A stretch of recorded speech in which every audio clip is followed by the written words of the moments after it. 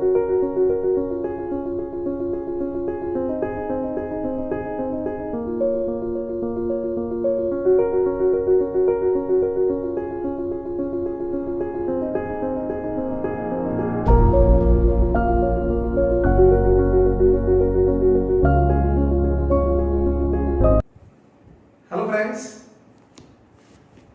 Ionization potential part 3, इसके पहले 2 part हमारे हुए। अब इस पार्ट में हमको ionization potential of 3D series के बारे में देखने का है, ट्रांजिशन एलिमेंट के बारे में। ये हमको पता है कि the element which are placed in between 3 to 12 they are known as transition element या डी ब्लॉक एलिमेंट। ये फर्स्ट ट्रांजिशन सीरीज है, ये second transition, third and fourth, ऐसे 4 ट्रांजिशन सीरीज है। या कोई ऐसा भी नाम देता है 3D series, 4D series, 5D, 6D series. अब इसमें खाली हमको डिस्कस करने का, फर्स्ट डिस्कस करने का ये 3D सीरीज के बारे में। अब ये 3D सीरीज में होता क्या है, लेफ्ट टू राइट अगर हम चले गए तो यहां क्या हो जाता है, ध्यान दीजिए, यहां पहले साइज क्रोमियम तक डिक्रीज होता है। लेफ्ट टू राइट जब हम स्कैंडियम से क्रोमियम तक चले जाते हैं तो पहले साइज डिक्रीज होता है, साइज डिक्रीज होता है तो आयनाइजेशन पोटेंशियल इंक्रीज होता है। बाद में आयरन से कॉपर तक, आयरन से कॉपर तक यहां आयनाइजेशन पोटेंशियल नियरली सेम है। अब थोड़ा सोचिए, आयनाइजेशन पोटेंशियल ये सबका अगर नियरली सेम है तो इसका मतलब है इनकी रेडियस, इनकी साइज नियरली क्या रहने वाली है, सेम ही रहने वाली है, राइट। चलो आगे, जिंक का आयनाइजेशन पोटेंशियल ज्यादा है। अरे क्यों ऐसा हो रहा है, यहां साइज डिक्रीज हो रहा है, यहां साइज नियरली सेम है, बाद में क्या हो रहा है तो साइज इंक्रीज हो रहा है जिंक के बारे में।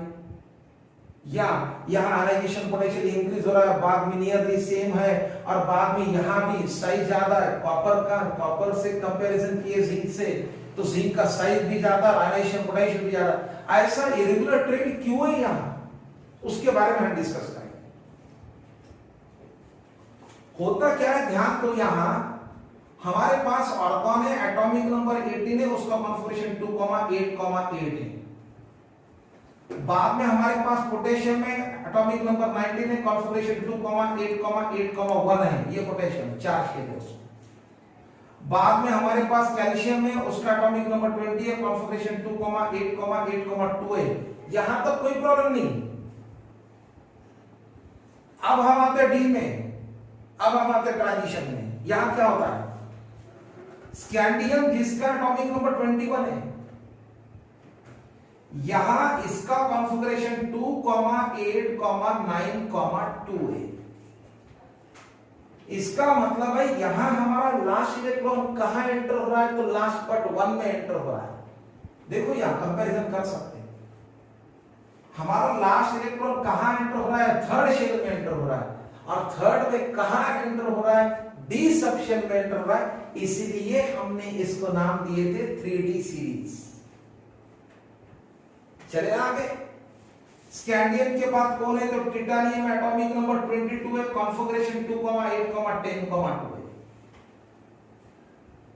अगेन लास्ट इलेक्ट्रॉन कहां एंटर हो रहा है, तो लास्ट बट 1 में एंटर हो रहा है, थर्ड शेल में एंटर हो रहा है, थर्ड में कहां, डी में एंटर हो रहा है, तो 3D सीरीज।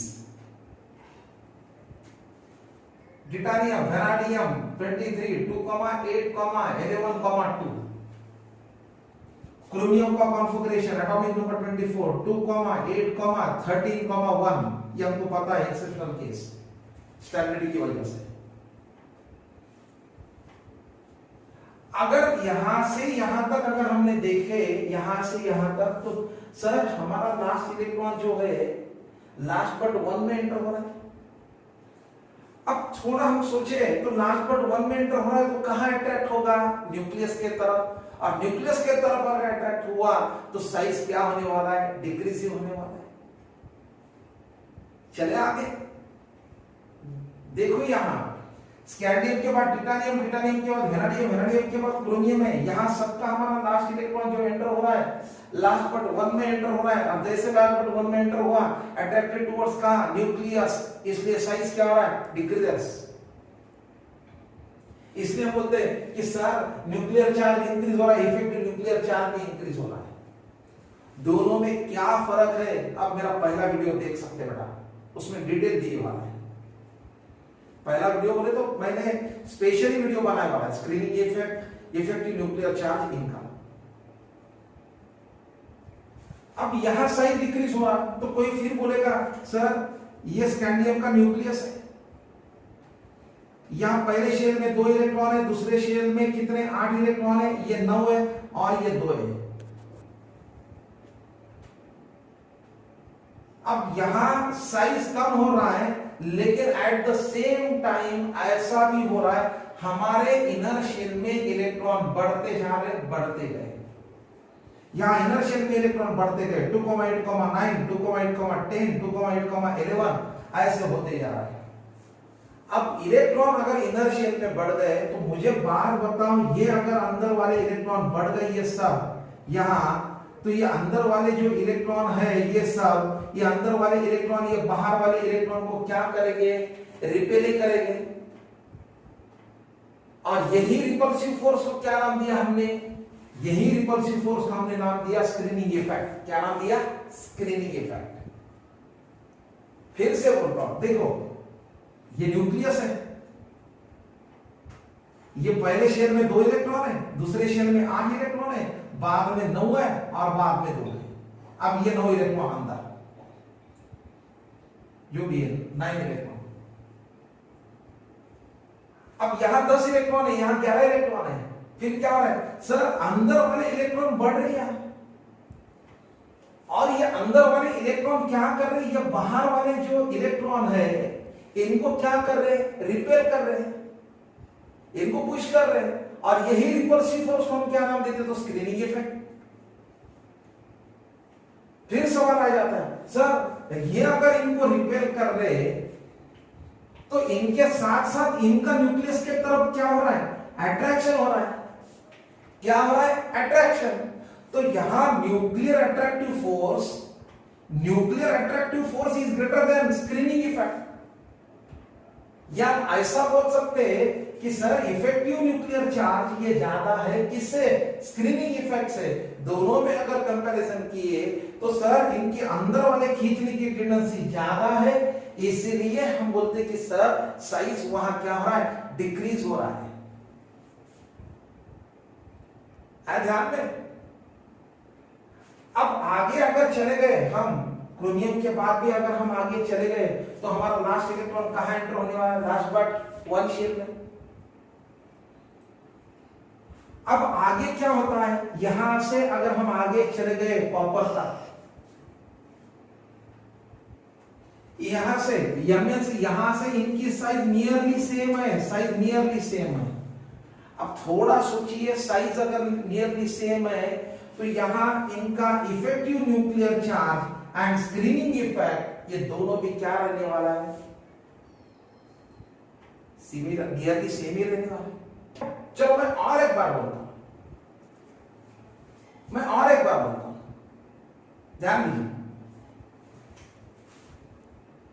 जैसे हम स्कैंडियम के टिटानियम, टिटानियम के बाद क्रोमियम हो, वेनाडियम, क्रोमियम यहां चल रहे हैं, तो हमारा लास्ट इलेक्ट्रॉन लास्ट बट 1 में एंटर हो रहा है।